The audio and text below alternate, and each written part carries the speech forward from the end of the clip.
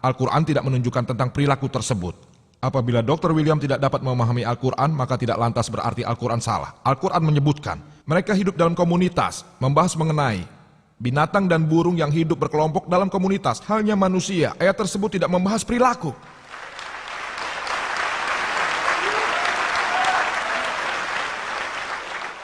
Pada zaman sekarang, ilmu pengetahuan memaparkan bahwa semua binatang, burung, dan makhluk hidup di dunia, mereka hidup dalam komunitas seperti manusia yang berarti mereka hidup bersama-sama. Saya akan membahas embriologi dari poin 8 dan 9 seperti yang Dr. William Campbell kemukakan. Dan saya akan menjawabnya dengan lebih detail.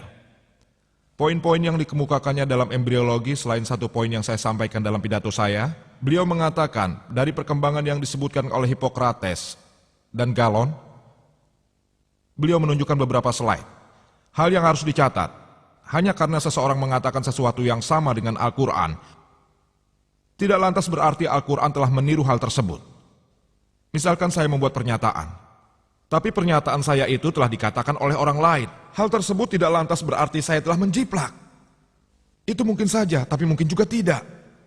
Menggunakan pendekatan konflik dengan Al-Quran, ya, ia menjiplak. Mari kita analisa. Al-Quran tidak mengambil hal-hal yang salah dari Hippocrates. Apabila ia ingin menjiplaknya, ia akan menjiplak semua. Hal ini logis, kecuali apabila ia seorang ilmuwan. Baiklah, ini benar. Oh, ini salah, saya tidak akan menjiplak. Ini benar, saya akan menjiplaknya. Semua tahapan Hippocrates dan Galon tidaklah sama dengan Al-Quran. Hippocrates tidak berbicara tentang lintas seperti substansi. Mereka tidak menyinggung mudghah sama sekali. Pada bagian manakah mereka membahas hal tersebut? Pada saat itu Hippocrates dan Galon mengatakan bahwa bahkan wanita mempunyai cairan semen. Siapa yang mengatakan itu? Injil mengatakan dalam Imamat nomor 12 ayat 1-2 bahwa wanita memberikan benih. Jadi Injillah yang menjiplak Hippocrates. Injil menyebutkan dalam Ayub bab nomor 10 ayat 9 dan 10 bahwa kami menciptakan manusia dari tanah liat seperti mencurahkan susu dan mengentalkan keju. Susu cair dan keju beku adalah jiplakan yang sama percis dari Hippocrates.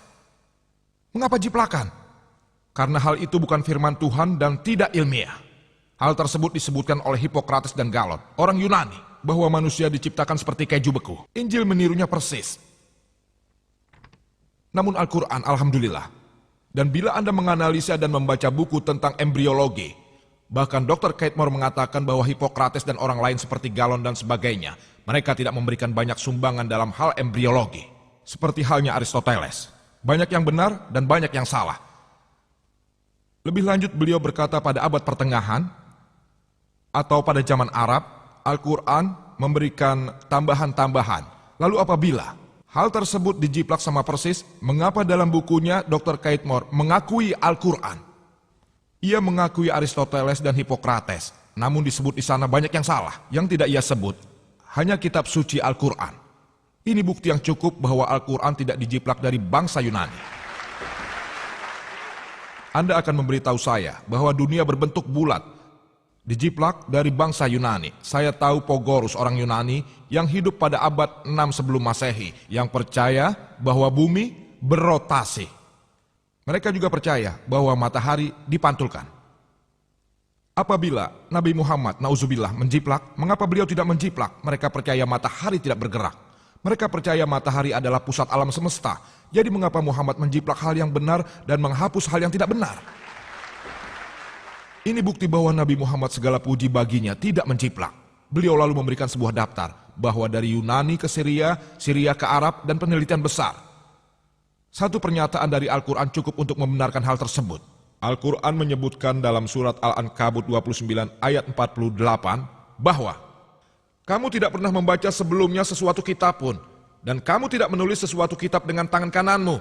Andaikan pernah, benar-benar ragulah orang yang mengingkarimu. Nabi Muhammad adalah ummi. Beliau tidak dapat menulis dan membaca. Faktor sejarah tersebut cukup untuk membuktikan bahwa beliau tidak menjiplak dari manapun. Cukup. Bayangkan, bahkan seorang ilmuwan yang sangat pandai membaca dan menulis tidak dapat melakukan hal tersebut, tapi Allah dapat membuat Nabi yang terakhir sebagai seorang ummi. Seperti orang yang menulis buku yang bertentangan dengan Islam, mereka tidak dapat membuka mulut mereka. Ada berbagai macam hal yang dapat saya bahas lagi mengenai Injil. Saya mematahkan argumen Dr. William yang bertentangan dengan Al-Quran. Alhamdulillah tidak ada satu poin pun Al-Quran bertentangan dengan ilmu pengetahuan. Beliau belum menyinggung 22 poin yang saya kemukakan. Hanya 2 poin tapi tidak terbukti. Jadi semua 22 poin tersebut membuktikan bahwa Injil bertentangan dengan ilmu pengetahuan modern. Poin ke-23 dalam bidang zoologi. Dalam bidang zoologi disebutkan dalam Imamat bab nomor 11 ayat 6 bahwa kelinci adalah seekor pemamah biak.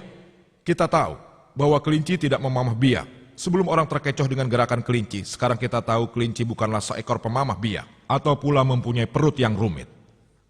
Disebutkan dalam Proverb bab nomor 6 ayat 7 bahwa semut tidak mempunyai pemimpin, rasa, ketua. Sekarang kita tahu bahwa semut adalah serangga yang sangat canggih. Mereka memiliki sebuah sistem kerja yang sangat bagus, di mana mereka memiliki pemimpin, ketua, dan pekerja. Oleh karena itulah Injil tidak ilmiah. Lebih lanjut disebut dalam Injil. Dalam Kejadian nomor 3 ayat 14 dan Yesaya 65 ayat 25 bahwa ular akan hidup debu. Tidak ada dalam buku geologi yang menyebutkan itu. Disebutkan dalam Imamat nomor 11 ayat 20. Di antara hal-hal yang menjijikkan, unggas yang berkaki 4. Beberapa ilmuwan mengatakan bahwa unggas adalah terjemahan yang salah dalam kata bahasa Yahudi uf. Versi Raja Jem berarti serangga atau makhluk bersayap. Dalam versi internasional baru disebut makhluk bersayap. Juga disebutkan semua serangga. Yang berkaki 4 adalah yang menjijikkan. Mereka menjijikkan bagi Anda. Saya ingin bertanya pada Dr. William Campbell, serangga manakah yang berkaki 4? Bahkan seorang siswa SD yang baru lulus pun tahu bahwa serangga berkaki 6. Tidak ada burung, tidak ada unggas, tidak ada serangga di dunia ini yang memiliki 4 kaki. Selanjutnya terdapat binatang mitos dan binatang ajaib yang disebutkan dalam Injil, seolah mereka benar-benar ada. Contohnya unicorn. Hal ini disebut dalam kitab Yesaya bab 34 ayat 7. Seakan hewan ini benar-benar ada. Tapi di dalam kamus, hewan ini digambarkan sebagai hewan dengan tubuh kuda dan juga bertanduk, yang merupakan sebuah mitos. Waktu saya habis, saya ingin menyampaikan permintaan maaf bila telah melukai perasaan orang Kristen. Itu bukan maksud saya. Ini hanya tanggapan terhadap buku Dr. William Campbell untuk membuktikan bahwa Al-Quran tidak bertentangan dengan ilmu pengetahuan. Dan Injil meskipun ada bagian yang kita perhatikan mungkin merupakan firman Tuhan, lengkapnya bukan firman Tuhan. Saya ingin mengakhiri pidato saya dengan kutipan dari Al-Quran yang agung dalam surat Al-Isra 17 ayat 81. Wakul jal haku wajah hakol batil. Innal batila kana zahuko. Katakanlah yang benar telah datang dan yang batil telah lenyap. Sesungguhnya yang batil sesuatu yang pasti lenyap. Wa aklu dawana anil hamdulillahi rabbil alamin.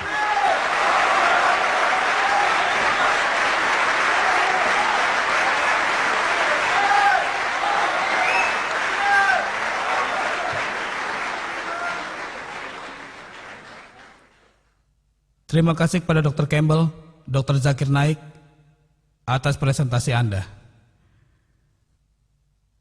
Demikian juga atas tanggapannya. Akhirnya kami akan menyelenggarakan sesi partisipasi hadirin, yaitu sesi tanya jawab. Untuk memaksimalkan manfaat dalam waktu yang terbatas yang kita miliki, kira-kira 60 menit, kami menginginkan peraturan berikut ini dapat ditaati oleh para hadirin. Pertanyaan Anda harus mengenai topik pembicaraan, Al-Quran dan Bible dilihat dari sudut pandang ilmu pengetahuan. Pertanyaan yang di luar topik tersebut tidak akan ditanggapi. Harap ajukan pertanyaan Anda dengan jelas dan tidak berbelit-belit. Ini bukan saatnya untuk memberikan kuliah. Demikian pula untuk pertanyaan bantahan bagi para penanya. Dr. William Campbell dan Dr. Zakir Naik harus menjawab pertanyaan tersebut dengan jelas dan tiap jawaban tidak boleh lebih dari 5 menit. 4 mikrofon telah disediakan di auditorium untuk pertanyaan yang diajukan. 2 mikrofon yang di samping panggung untuk pria dan 2 mikrofon di bagian belakang, lorong yang di tengah untuk hadirin wanita.